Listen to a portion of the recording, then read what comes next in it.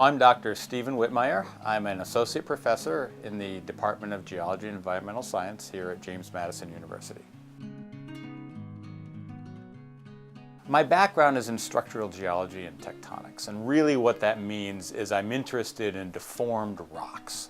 And for most people, deformed rocks doesn't mean a lot, but when you say, what I'm really interested in is mountain building, all right, that gets a little bit more across. So we're sitting here in the Shenandoah Valley, so I'm interested in why Massanutten Mountain sits there, why the valley's here, why the Blue Ridge is there farther to the east, why the Allegheny Ridges are here far to the west. And I really want to know how the rocks are organized and how they got that way. So a large part of what I do is going out in the field, mapping the rocks, mapping the orientation of the rocks, how they're lined up, how they're tipped, all that sort of stuff, how they might be folded, and then trying to figure out then how they got that way, and that gets at millions of years of geologic history.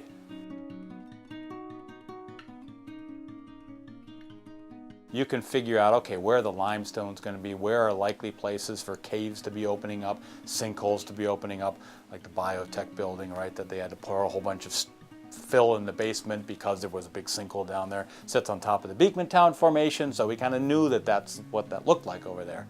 But then you can also get at, where some resources might be. The other side of that coin is you put a big road through a lot of these rocks, and then you have to worry about, all right, when you make a road cut, how are the rocks oriented? Are they going to slide into the road, or are they not going to slide into the road? So there's that whole end of kind of the practical end of things.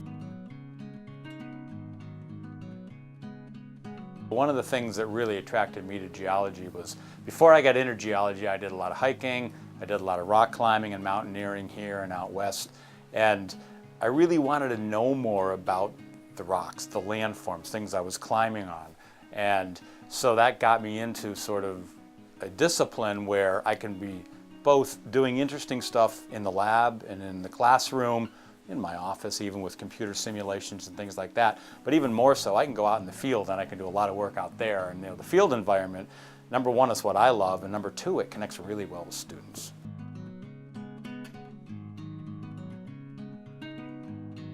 I teach a lot of introductory classes, introductory physical geology classes, and there I really want to reach people, just not even necessarily geology students, at least not yet, but I want to reach students and help them get a better feel for what's around them, help them view the world with slightly more open eyes, right? Why is the mountain there? Why is the valley there? That sort of stuff.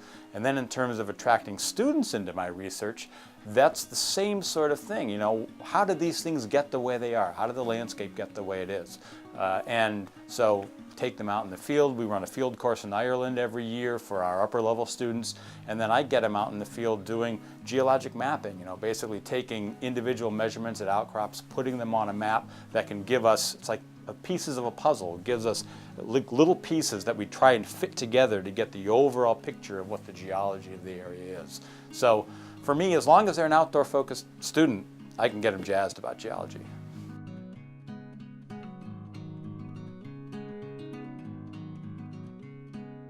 It's a little bit different.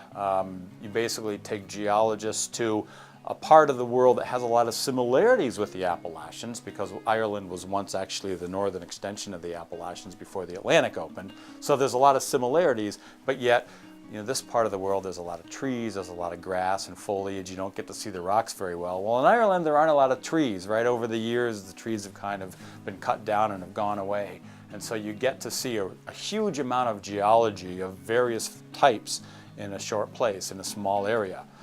And really, the mission of the capstone geology course is students by that point have had a lot of, you might say, classroom book learning.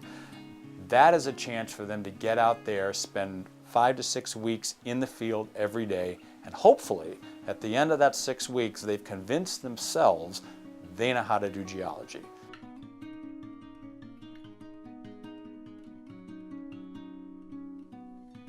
The whole point is not so much us teaching them as it is them just being out there using the tools that they've learned and then putting it to practice in a way. These are skills they're going to use in the job market. These are skills they're going to use in grad school.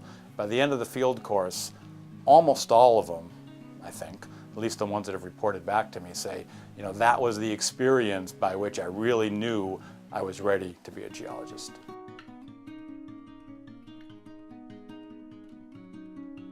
I think JMU's mission of teaching coupled with undergraduate research is really powerful.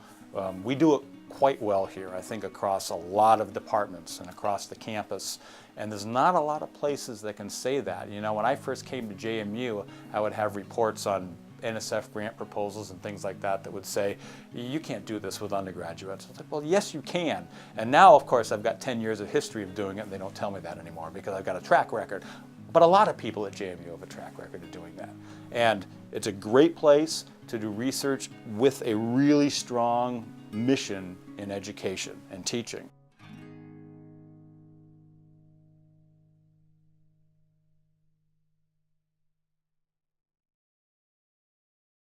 This video was produced by